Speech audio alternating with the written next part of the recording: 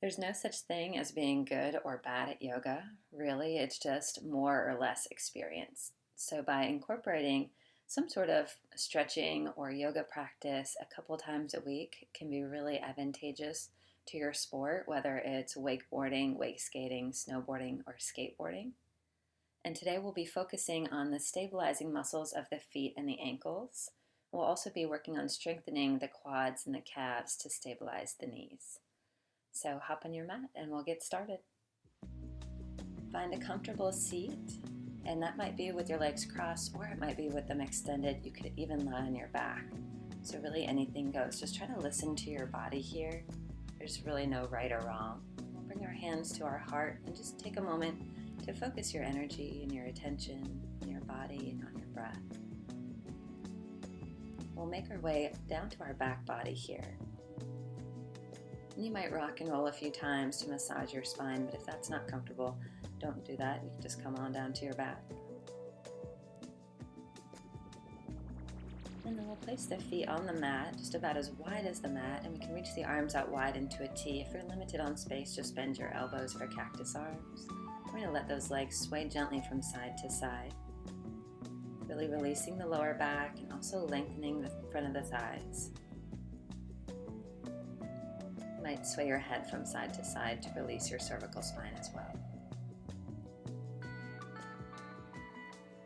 We'll heel toe those feet in. We're going to bring the right ankle to the top of the left thigh for our figure 4 or pigeon.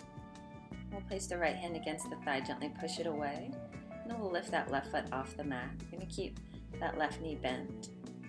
Keep both feet flexed to protect your ankles. And you'll hold on either behind your left hamstring or maybe on your left shin. We're gently pulling that left leg in as we push that right thigh out. Maybe a gentle rock from side to side.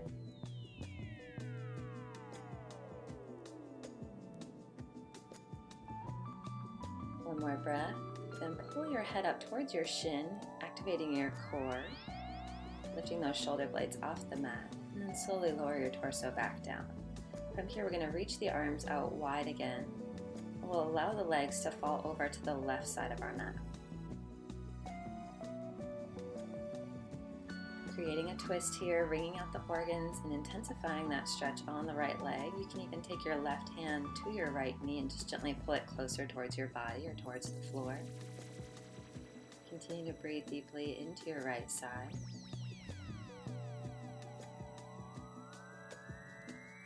And try to allow your mind to stay focused on your breath and on your body, not wandering or drifting off into your to-do lists or your worries. Nice and gradually, we'll inhale and bring the legs back up to center. Push that right thigh out one more time, and then we'll release that right foot down, and we'll switch sides. So let's bring that left ankle to the top of the right thigh now, pushing that left thigh out, keeping that foot flexed. And then we'll lift that right foot off the mat, grabbing behind the right thigh, maybe interlacing the fingers behind the hamstring or on the shin. So we're pushing the left thigh out this time, pulling the right thigh in. Try to keep your lower back really grounded. You might take a gentle rock from side to side.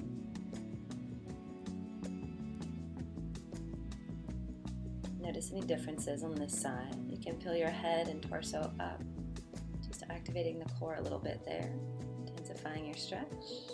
And you can lower your torso back down. We'll tee out the arms and allow the legs to fall over to the right side this time, perhaps bringing your right hand to your left leg. Try to keep the left shoulder grounded. You can gaze to the left. Breathe deeply into your belly and your lower back. Also nourish your hip, your glute, your hamstring, and your IT band with your breath. And the breath can be a really powerful tool for finding length and space in the body.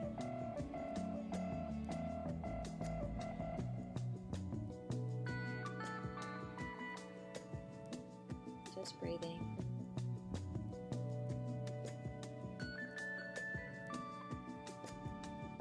Nice and slowly on an inhale, bringing the legs back up to center. Once again, we'll heel toe those feet out wide and just sway the knees from side to side. And notice if you've created any length already.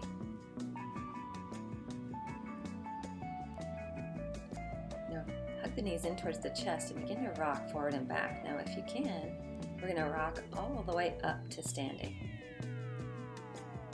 Engaging the core there. So we'll come to standing at the top edge of our mat. Inhale, arms sweep up wide and high.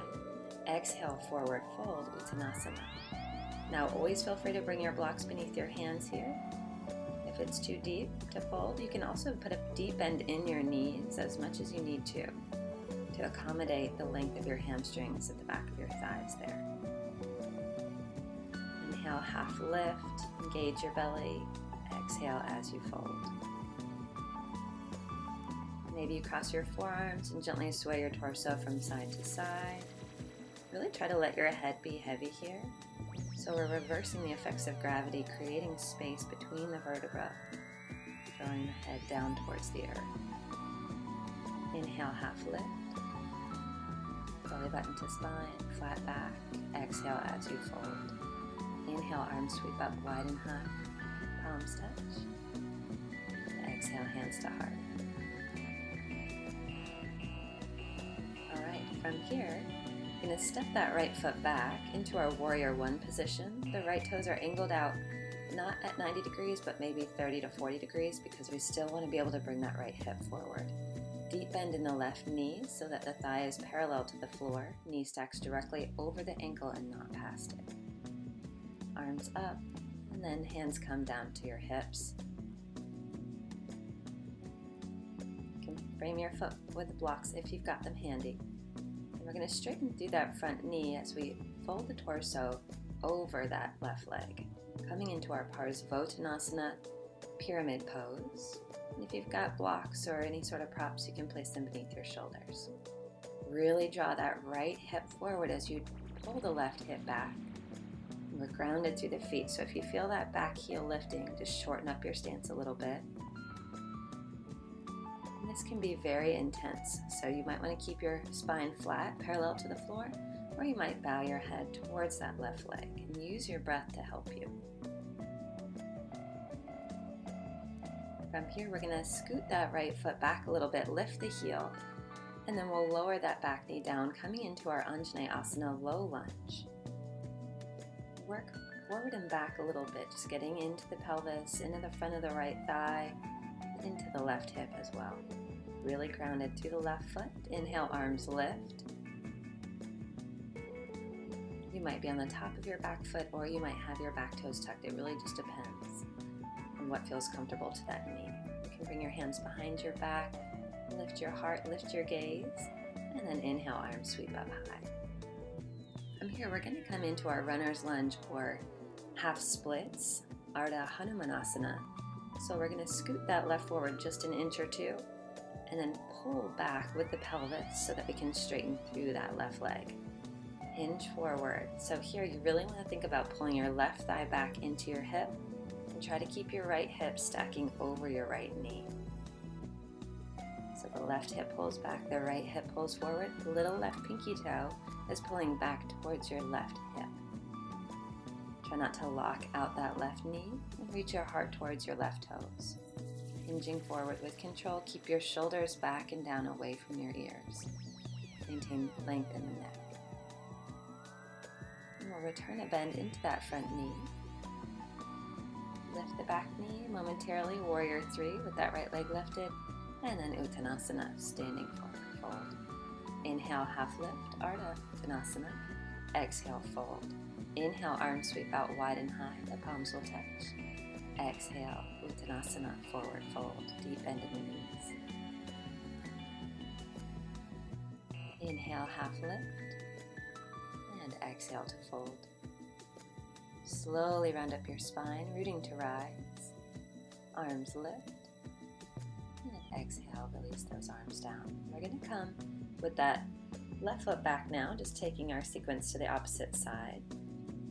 So if you have your blocks and you want to use them, you can frame that front foot, finding our Virabhadrasana 1 or Warrior 1. Again, back toes are rotated out slightly, but not so much so that we can't bring the left hip forward in square. Right knee directly over the right ankle. Strong in the belly, pull those lower ribs in. Lift the sternum towards the sky, finding a little back bend there. And we'll bring the hands to the hips, straighten through our front leg.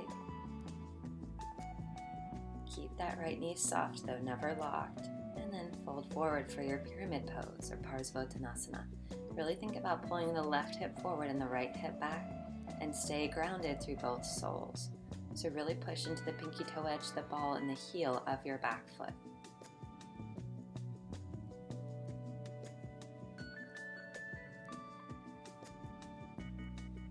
Hold here, use your breath. Each exhale you might surrender a little more deeply, find a little more space. And then we'll scoot that left foot back, finding our low lunge here. And again, those left toes can be tucked, or you can be on the top of your foot. Inhale, arms lift. Anjaneyasana. Bring the hands behind the back, supporting your lower back. You can just cross your forearms there. Open up your throat. Lift your gaze. Come back to center, arms lift, and exhale. We'll find those blocks or the mat with the fingertips. Straighten through that front leg, so you might scoot that right foot forward a couple inches. You want to pull the little right pinky toe back towards the right hip and make sure that right knee is soft. Left hip stacks directly over the left knee. And then bow your heart, reach it towards your right foot. Inhale, we lift, create length, and then exhale as you fold.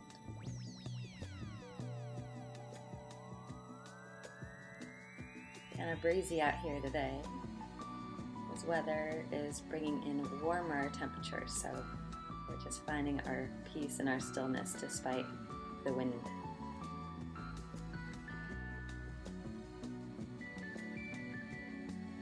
So from here, we're going to return to bend into that right knee, tuck the back toes, lift the back knee momentarily, warrior three, and then lowering that left foot down alongside the right, Uttanasana, standing forward fold.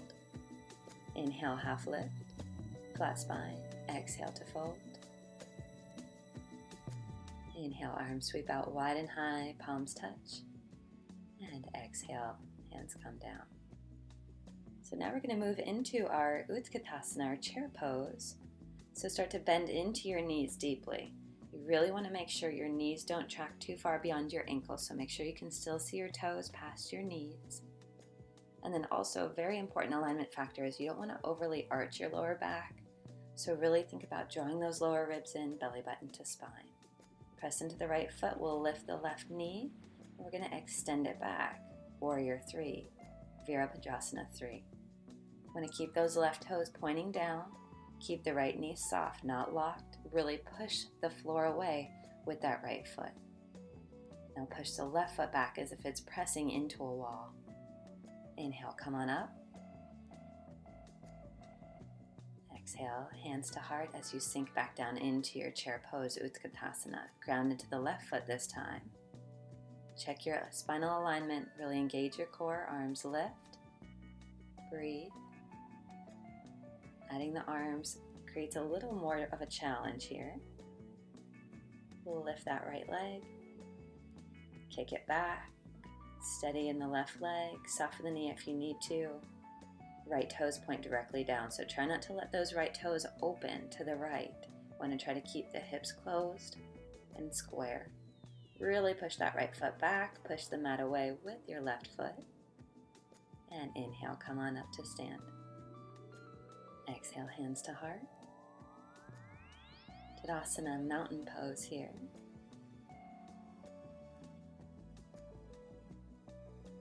Another breath. Exhale, forward fold. Inhale, half lift. Exhale, we're going to make our way onto our seat here. You can remove the flesh from beneath your sit bones. Legs are straight, Dandasana, staff pose. Just breathing as we exhale here, bow your heart towards your toes, and you might round your spine, bow your head. Just really listen to your back body here. So we're lengthening that superficial back line of the body from the soles of the feet up through the calves, the back of the knees, the hamstrings, through the sit bones, and up through the spine. From here, we'll take the arms over to the left. You might be tall in your torso or you might be folding. You can also take that right hand to the pinky toe edge of the left leg and just pull a little bit for resistance. Really breathe into your right side body. You might use a block to bring the floor a little closer to you. Exhale, come back to center. Inhale there, and then as you exhale, walk the hands over to the right. Just taking the same thing here on the right side. Again, you might take your left hand to that right foot and pull a little bit. If you're not there, please don't worry about it. That's just an added challenge for length and flexibility. You can always have something to work towards. And we'll exhale, come back to center. If it's comfortable for you to have a cross-legged seat, you can do that, or you can extend your legs out straight. We're just going to work on the shoulders for a moment here. So we'll bring the fingertips to the top of the shoulders and just kind of swim those elbows. It doesn't have to look any particular way. Taking a few in one direction, then reversing to keep everything balanced. Inhale, arms lift. Exhale, release them down. Just roll those shoulders up, back, and down, sliding the shoulder blades down along the spine. And then roll them up, forward and down. Roll the wrists a little bit.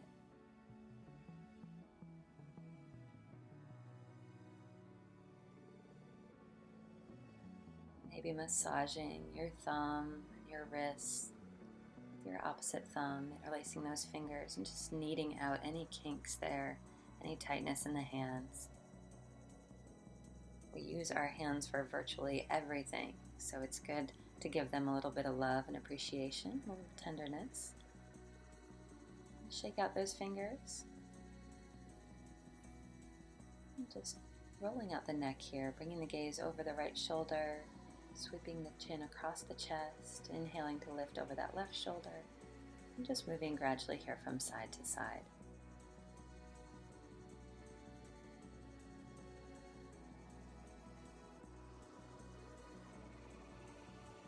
We'll bring our gaze to center. Just settling into this space on our mat, taking a few moments to absorb the benefits of our practice. We'll bring our hands to heart center.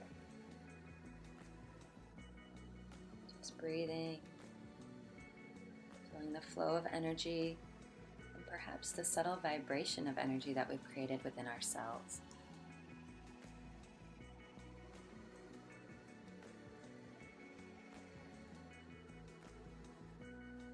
Feeling the air as it surrounds us and bowing our head to our hands. And I truly thank you for sharing your yoga practice with me today and for allowing me to guide you. The light within me honors the vibrant light within you. Namaste.